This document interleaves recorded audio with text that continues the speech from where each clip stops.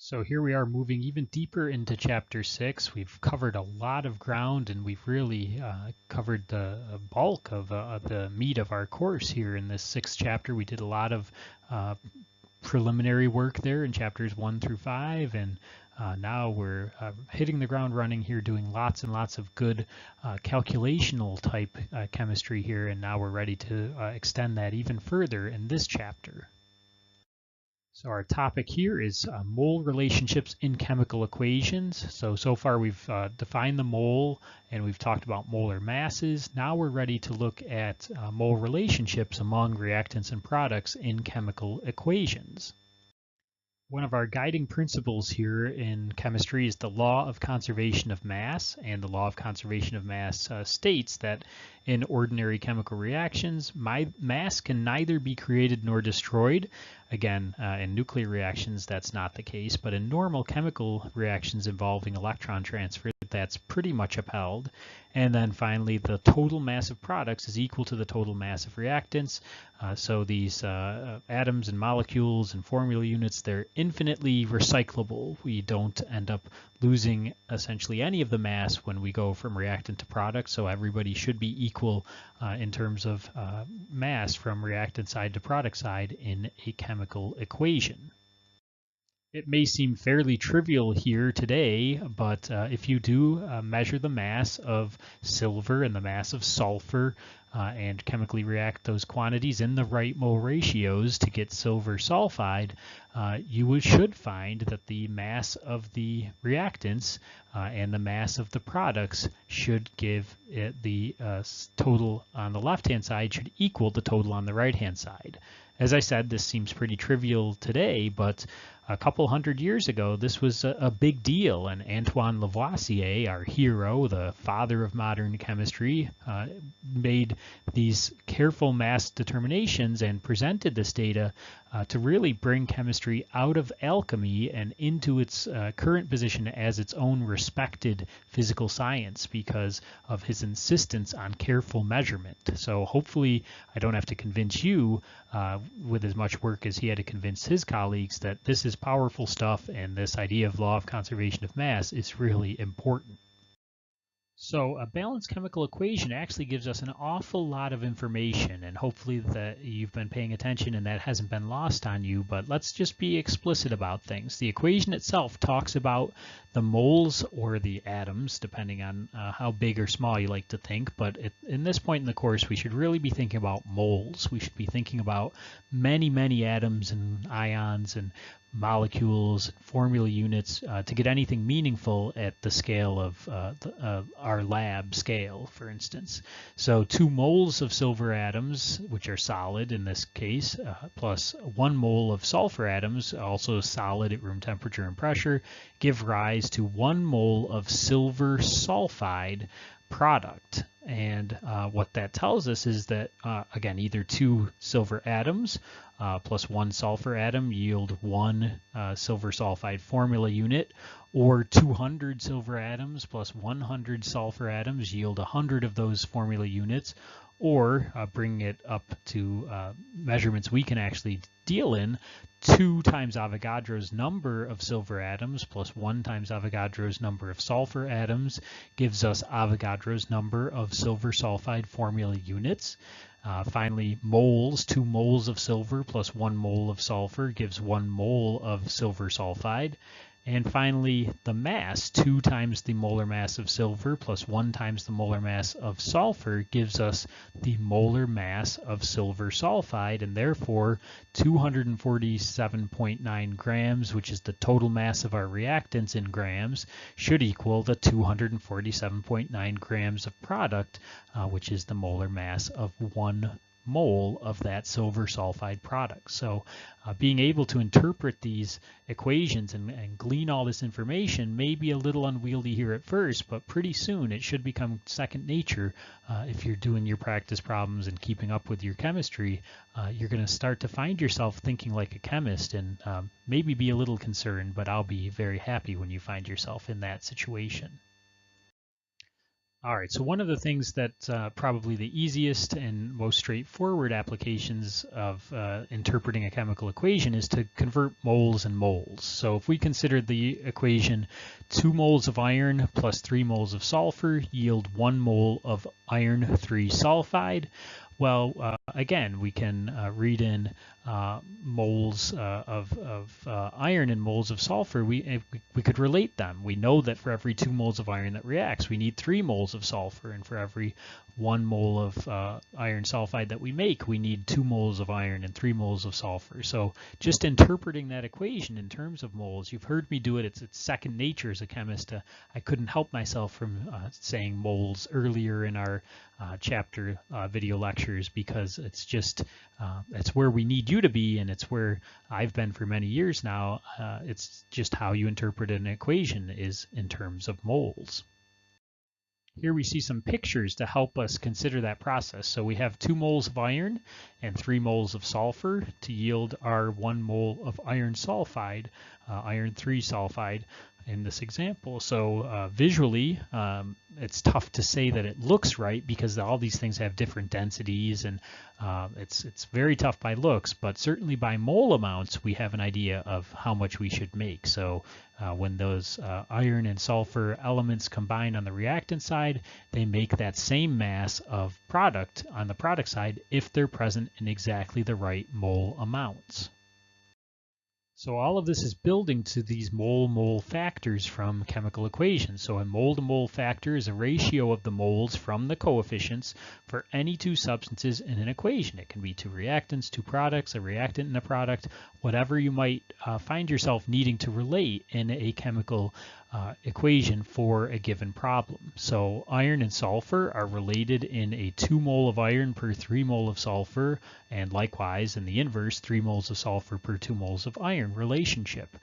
Iron and the iron 3 sulfide product are related in a ratio of 2 moles of iron to 1 mole of the iron 3 sulfide product, and likewise in that inverse, 1 mole of iron 3 sulfide to 2 moles of iron relationship.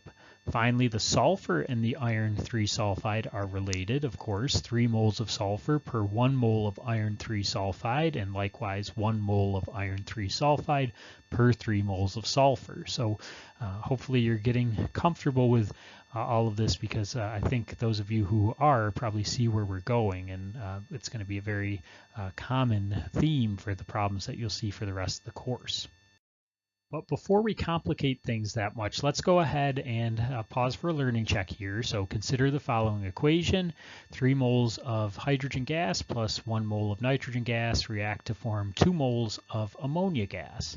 So number 1, a mole-to-mole factor for hydrogen and nitrogen is, and pick the correct letter answer, A, B, or C. And then finally, number 2, a mole-to-mole factor for ammonia and hydrogen is, and then from A, B, and C in number 2, please select the correct relationship. Pause the video here, go ahead and determine which of those relationships are correct for that equation, and then start it back up, and we'll see how you did. Okay, so for number 1, a mole-to-mole factor for hydrogen and nitrogen is, well, choice B, 1 mole of nitrogen per 3 moles of hydrogen. Makes use of those coefficients from our balanced chemical equation.